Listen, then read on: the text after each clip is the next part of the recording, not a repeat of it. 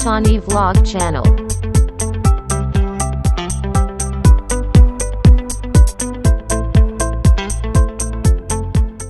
Saudara-saudari yang terkasih, tidak ada satu orang pun yang hidup tanpa luka. Enggak. Kalau Anda adalah orang yang hidup tanpa luka, berarti Anda gila. Berarti Anda gila. Orang yang masih sadar, masih logis gitu ya, pasti ada pernah mengalami luka. Entah terluka pikirannya, pandangannya, entah terluka perasaannya, entah terluka keinginannya. Kalau ada anak-anak sampai berkata, kamu apa? Nggak tahu, terserah. Nggak tahu, terserah. Nah, jangan-jangan anak ini karena selalu ditolak keinginan dia. Jadi kalau anak-anak, nggak mau, terserah aja. Mau apa aja, terserah. Jadi orang ini sudah tidak mau lagi, karena dia pernah usul, pernah ngomong, lalu udah nggak perlu. Jelek itu mah.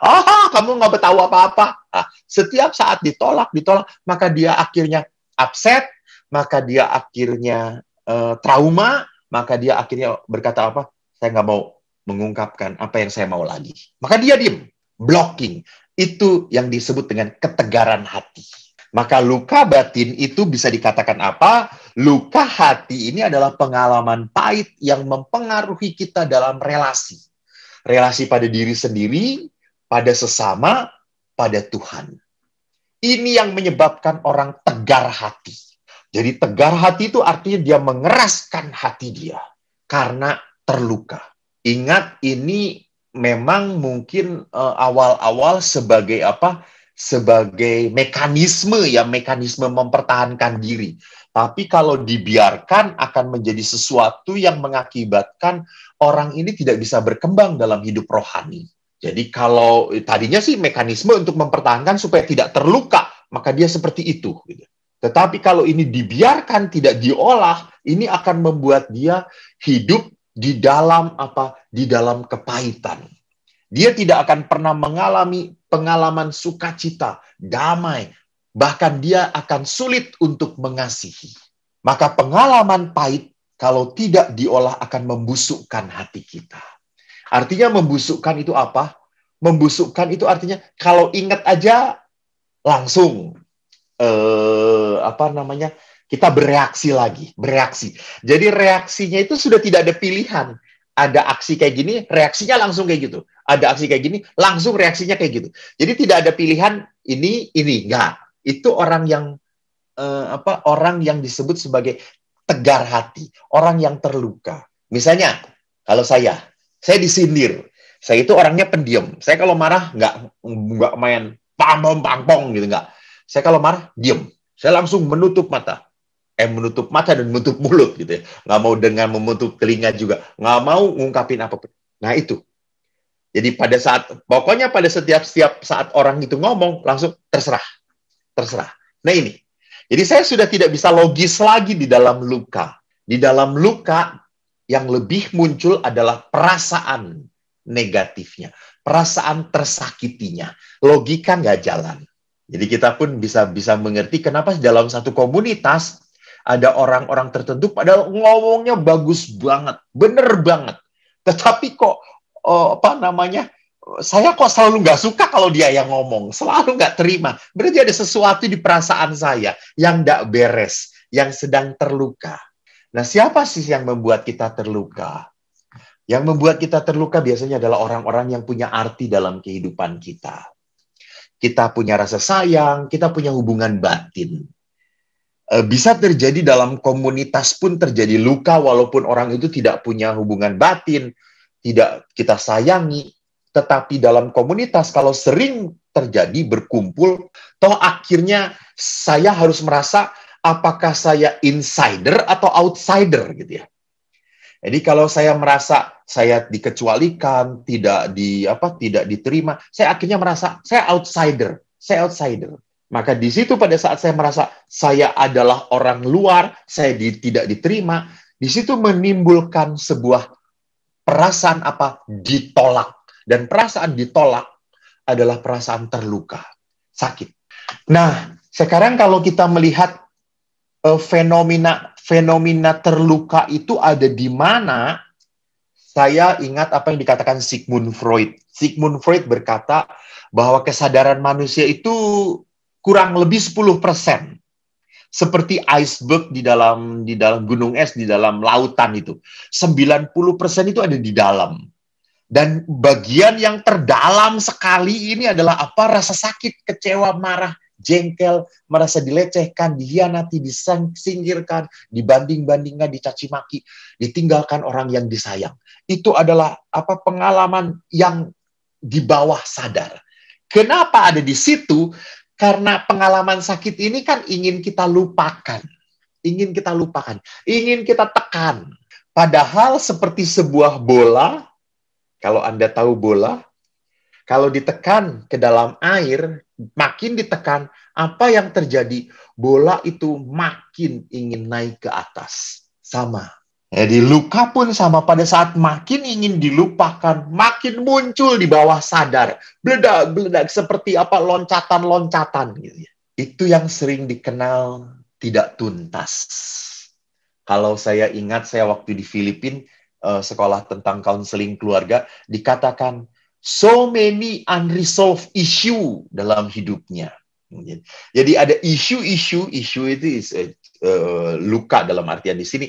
Ada banyak unresolved issue yang belum ditata, belum dibereskan. Jangan berpikir bahwa luka ini toh akan sembuh pada waktunya. Nggak bisa. Makin lama makin sakit. Jadi banyak orang yang terluka, memelihara luka, maka hidupnya tidak akan ada damai. Tidak akan ada sukacita. Membuat kita hanya menjadi tegar. Maka lihat, tidak aneh dan tidak jarang. Kenapa tanpa sadar pasangan suami istri dalam perkawinan saling menyakiti. Ya, saling menyakiti. Misal gitu ya, seorang istri ngelihat suaminya sedang ngelamun aja diem, lalu istrinya ngomong, pasti sedang ngingetin mantan ya, pasti ingat mantan yang dulu ya. Ya ampun, padahal suami itu sedang mikirin bagaimana supaya punya pekerjaan yang lebih bisa menambah penghasilan, tapi istrinya langsung saja punya pikiran yang tidak. Tolonglah para istri yang baik, kalau lihat suami sedang ngelamun gitu, kasih pa, ini kopi, minum dulu ya pa, daripada nanti kerasukan setan. Jadi lihat di sini apa yang saya mau katakan, pada saat suami istri menyimpan unresolved issue gitu ya, luka yang belum terselesaikan, maka tanpa sadar dia akan menyakiti pasangannya. Ini yang disebut oleh Musa ketegaran hati. Jadi mungkin secara rasional kita tahu kita tidak boleh membalas. Itu suami kita, rasional. Tetapi yang di sini mampet nih di sini gitu ya. Yang di sini nggak bisa gitu ya. Maka banyak sekali yang terjadi. Saya kan di rumah retret. Kalau retret ibu-ibu, wah pada nangis, wah ingat suaminya langsung ngomong pada saya, Romo, saya nanti pulang, saya akan menyayangi suami. Betul Romo katakan, dia sangat berharga daripada dia nanti mati, saya tidak tahan, saya takut Romo. Saya akan pulang, saya akan layani suami saya. Pas pulang, ngelihat suaminya kayak gitu langsung, aduh ampun, gak jadi deh, nyebelin banget gitu ya. Ini istilahnya di dalam rumah retret tobat. Di rumah retret tobat, balik-balik kumat gitu ya. Bahkan kumat lebih jahat lagi gitu. Jadi di situ kita bisa melihat bahwa kalau kita tidak pernah membereskan batin yang sakit, maka duka cita kita, kesedihan kita berkepanjangan. Padahal kalau kita mau lihat kembali kepada tema kita, perkawinan itu adalah sebuah mujizat dari Tuhan. Sebuah berkat dari Tuhan. Mari kita lihat bagaimana gereja merangkai perkawinan itu sebagai mujizat, berkat. Bapak Ibu yang sudah menikah, Anda pasti lupa janji perkawinan ya. Saya tidak lupa karena hampir setiap minggu mengawinin orang gitu ya. Jadi setiap saat Anda kan cuma sekali, saya berkali-kali gitu menyaksikan janji perkawinan. Ditulis dalam janji perkawinan, saya memilih engkau menjadi istri saya. Saya berjanji untuk setia mengabdikan diri kepadamu. Lihat di sini. Mengabdikan diri. Dalam untung malang, sehat sakit, saya mau mengasihi dan menghormati engkau sepanjang hidup saya. Saya dilihat di sini bahwa kasih yang ditunjukkan di dalam perkawinan adalah kasih seperti apa? Supaya apa? Supaya perkawinan yang saya jalankan adalah sebuah perkawinan yang betul-betul diberkati Tuhan. Pertama, kasih suami istri bercirikan fisik dan spiritual. Jadi kasih itu bukan hanya karena naluri dan perasaan, tetapi karena kehendak bebas untuk tetap bertahan. Jadi di sini kita harus melihat kasihnya bukan kasihnya seperti halnya binatang gitu ya. Binatang kan kalau cuma ada naluriahnya, demen banget, wah dikejar banget sama perempuannya atau sama laki-lakinya, dikejar banget. Tetapi kalau sudah bosan, ditinggalkan. Itu sangat naluriah gitu ya. Tetapi seorang citra Allah mencintai harus dengan kehendak bebas. Maka di sini dikatakan saya memilih engkau dengan kehendak bebas. Maka cinta kasih yang sesungguhnya tidak hanya fisik tetapi spiritual. Itu berarti apa? Saya mau, saya memberikan diri saya. Saya akan usahakan untuk tetap mencintai engkau. Maka kasih di dalam hidup perkawinan gereja Katolik, perubahan situasi dari yang dikasihani tidak pernah membatalkan perkawinan. Jadi walaupun yang dikasihani sudah tidak layak dikasihani, tetap perkawinan berlangsung, berjalan. Maka saya tadi siang baru memberikan MRT. MRT itu mempersiapkan rumah tangga. Kayak kursus persiapan perkawinan. Tadi saya ditanya, Romo, kalau pasangannya itu sudah gila. Dia gila, Romo. Apakah saya boleh cerai dengan pasangan saya? Saya boleh nikah lagi? Nggak boleh. Nggak boleh. Walaupun pasangan Anda dinyatakan gila oleh dokter, Anda tetap tidak berstatus bebas. Anda tetap sedang terikat dalam perkawinan yang sudah sah dan sakramen. Jadi kondisi pasangan seperti apapun tidak pernah merubah janji perkawinan. Maka di situ disebut sebagai fisik dan spiritual. Jadi bukan kasih itu hanya semata-mata fisik, tapi sungguh ini sesuai dengan apa yang dikehendaki Tuhan.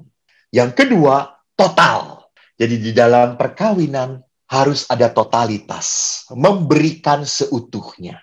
Saya prihatin karena cukup banyak pasangan muda yang punya prinsip begini, supaya aman gitu, supaya saling tidak mengganggu. Yuk kita punya 3 tabungan. Tabungan gue, tabungan lu, tabungan kita bersama. Supaya kita nggak saling repot lah gitu ya. Seolah-olah praktis ya. Seolah-olah praktis. But that's not good. Hati-hati. Itu tidak benar. Ini bisa membuat orang jatuh dalam dosa. Pada saat ada uang yang tidak diketahui dan tidak dilaporkan kepada pasangannya, dia bisa pakai seenaknya. Bahkan kalau Anda pun memakai secara benar, misalnya Anda pakai uang itu untuk orang tua Anda yang sedang sakit. Benar, purpose-nya bagus. Tapi tanpa sepengetahuan pasangan, ini nggak benar. Karena dalam perkawinan Katolik harus ada totalitas. Totalitas itu adalah apa? 2 menjadi 1. Mereka bukan lagi 2, tapi mereka 1. Jadi di situ pentingnya kebersamaan. Di situ pentingnya keterbukaan. Di situ pentingnya kita menghargai pasangan. Jadi di situ pentingnya kita selalu berpikir, kalau saya mau melakukan sesuatu, ini totalitas ya. Saya berpikir, apakah tindakan saya ini akan menyakiti pasangan saya atau tidak? Dan harus ditanyakan, jangan diandaikan. enggak lah, enggak akan sakit hati, dia enggak akan sakit hati. Dia juga udah biasa kok. Itu ya. Jadi kalau udah biasa kok, biasanya enggak benar itu berarti biasa menyakitkan gitu. Enggak boleh gitu. Kita tetap harus bertanya, terbuka. Ketiga, kasih yang bercirikan sakramental, kasih yang bercirikan mujizat, perkawinan yang membawa mujizat adalah kesetiaan dan eksklusif. Jadi jangan pernah berpikir kalau saya udah punya istri, lalu saya dekat dengan perempuan lain, ya, TTM, teman tapi mesra. Pasti istri saya tidak terganggu kok. Ini kan sahabat saya sejak dulu. Ini kan sahabat saya sejak SD. Ih, kan kita cuma sahabatan, dia juga udah nikah kok. Jangan mencobai iblis, saudara-saudara. Iblis lebih pinter daripada elu dan gue. Jadi ingat doa kita, Bapa kami, jangan masukkan ke dalam pencobaan, karena gue bisa masuk sendirian ke pencobaan itu. Jadi lihat di situ bahwa eksklusif itu apa artinya? Di depan umum, di depan siapapun, saya tidak akan pernah malu mengakui pasangan saya. Dan eksklusif hanya dia. Hanya dia, hanya dia. Tidak dengan yang lain. Itu eksklusivitas kesetiaan perkawinan. Keempat, kasih di dalam hidup sakramental adalah kasih yang fruitful, berbuah. Yaitu apa? Terbuka pada kelahiran anak. Maka gereja Katolik kan lebih menyarankan KB alamiah gitu ya. Karena dalam KB alamiah itu selalu hubungan suami istri terbuka pada kelahiran anak. Saya bukan ahlinya menghitung-hitung tentang kapan Anda subur dan tidak subur, itu bukan materinya saya. Tetapi di dalam kasih yang anugerah, kasih sakramental, bahwa sungguh penting hubungan seksualitas antara suami dan istri. Maka gereja tidak pernah menutup mata dan dengan mengatakan bahwa seksualitas itu jahat dalam perkawinan. Tidak. Seksualitas itu adalah ungkapan kasih di dalam perkawinan. Maka harus fruitful, berbuah. Terakhir, aku suka banget dengan kata-kata Ibu Teresa ini. Dan it's real. Ibu Teresa berkata, love until it hurts. Real love is always painful and hurts. Then it is real and pure. Cinta sesungguhnya terjadi pada saat kita bertahan di dalam sakit dan penderitaan. Disitulah terbukti adanya kesetiaan, terbukti adanya kasih. Antoni Vlog Channel.